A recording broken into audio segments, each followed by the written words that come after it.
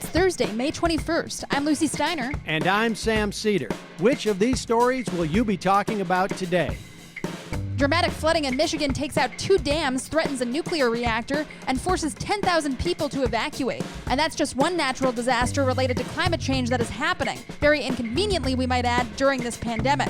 Meanwhile, health authorities are warning the world that, whatever the state of lockdown is where you are, this week saw the single largest daily increase in cases since coronavirus began to spread. The places where things are getting worse have something in common: terrible far-right governments.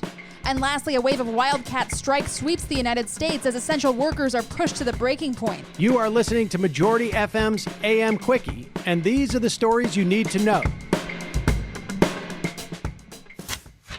There are massive floods in Somalia. India is getting hit hard by a cyclone, and the state of Michigan also cannot catch a break. 10,000 people evacuated their homes yesterday after 2 separate dams failed on the Tittabawassee River in the city of Midland near the Saginaw Bay. The flooding followed days of heavy rains. What's worse, the floodwaters threatened a toxic Superfund site, as well as a Dow chemical plant that has produced saran wrap and styrofoam, as well as Agent Orange and mustard gas. The factory also contains what the New York Times described as a tiny nuclear reactor, and Dow filed a so-called unusual event notice with the Federal Nuclear Regulatory Commission over the floodwater threat. As it happens, a former Dow lawyer who helped the company mislead regulators is now in charge of the Environmental Protection Agency's Superfund cleanup program, thanks to Donald Trump. Dow Chemical will be fine, but public sewer and water systems are at risk, not to mention members of the general public. No casualties are yet reported, but any disease from pollutants could take years to manifest. 500 people who were forced into emergency shelters were being tested for the coronavirus. Governor Gretchen Whitmer, a Democrat, declared a state of emergency and called the situation devastating. The National Weather Service said it was catastrophic. On the very day of this disaster, Donald Trump threatened to revoke federal aid from Michigan. His beef is that the state might go for mail-in voting. In recent weeks, Trump has cheered on armed goons as they stormed the state capitol and shut down democracy. Now Michigan faces a disaster on top of a pandemic, and he's threatening the right to vote. According to the Washington Post, 60% of Superfund sites are in flood-prone areas. Last year, an Associated Press investigation found more than 1,600 dams around the country to be at high risk of failure. Experts say climate change played a role in this Michigan flooding, so maybe 2 dams failing in one big storm is part of this horrifying new normal we all share, and we desperately need better leaders.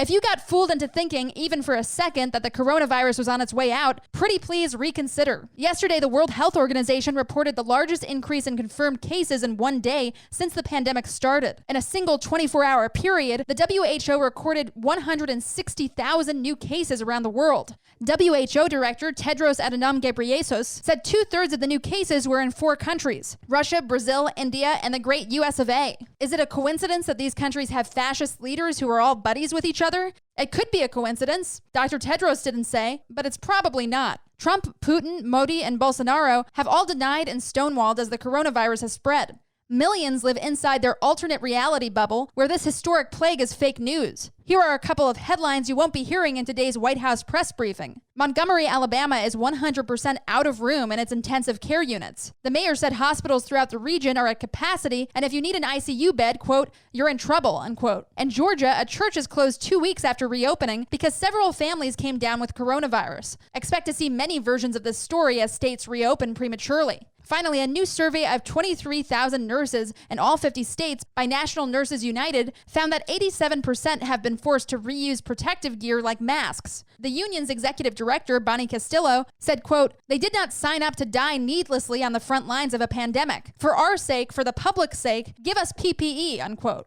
Seems like a reasonable ask. Hey, Majority.fm's AM Quickie is fueled by JustCoffee.coop. Just Coffee is a worker-owned coffee roaster based in Madison, Wisconsin that has sponsored the Majority Report for nearly a decade. Check out their collection of fair trade roasts, including our own Majority Report blend, and regardless of what you order, receive 10% off of your order when you use the code MAJORITY at checkout. All shipping, of course, is free. That's coupon code MAJORITY at justcoffee.coop. The Payday Report, a labor news publication that keeps track of these things, counted 210 strikes ongoing in the U.S. as of yesterday. They're calling it the COVID-19 strike wave. This figure includes Wildcat strikes that aren't legally recognized. The website's Mike Elk reports as follows, quote, "In some places, workers are simply calling out sick en masse and refusing to show up so bosses shut down their plants. Many areas have no reporters with connections to the labor movement, so many strikes are going completely uncovered. In other places, workers have protested for an hour or two before bosses have agreed to workers' demands. Also, some union leaders are hesitant to get the media involved out of fear of retaliation," unquote. That was from Payday Report. Also, McDonald's workers around the country are on strike in their Fight for 15 campaign.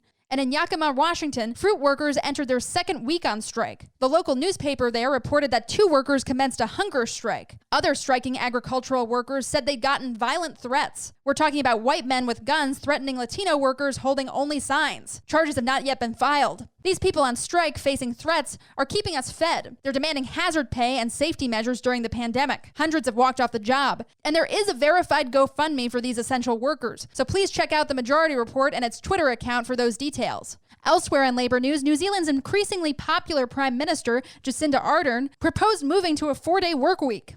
Sold. And now for some quicker quickies. Quicker Quickie. The U.S. Supreme Court yesterday blocked House Democrats from accessing material from special counsel Robert Mueller's investigation into Donald Trump. The decision overturned an appeals court opinion and effectively blocks the opposition party from accessing the full Mueller report. Justices gave no explanation, none dissented. The Supreme Court went along with what Trump wanted and didn't even explain why they were snubbing Congress. It's a bit weird.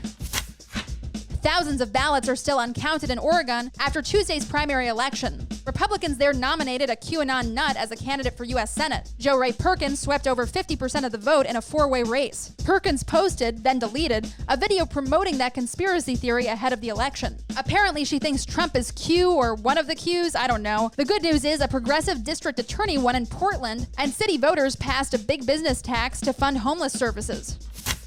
The only man convicted over the 9/11 terrorist plots, Zacarias Moussaoui, said in a court filing that he is renouncing terrorism and al-Qaeda. Moussaoui is 14 years into a life sentence at a federal prison in Colorado. His handwritten petition for a reprieve denounced Osama bin Laden as, quote, a useful idiot of the CIA/Saudis, unquote. He also requested that either Rudy Giuliani or Alan Dershowitz be appointed to represent him in future court proceedings. Sure, why not? Scientists working for NASA in Antarctica detected the existence of a parallel universe where time runs backwards. A series of experiments with NASA's Arctic Impulsive Transient Antenna, known as ANITA, made the conclusion after looking closely at the paths of neutrino particles. The scientists reportedly saw the particles moving in impossible ways. They decided the simplest explanation was that the particles were coming from another universe right next to ours, where time moves in reverse. Count me first, or last, in line to go. Quicker Quickie.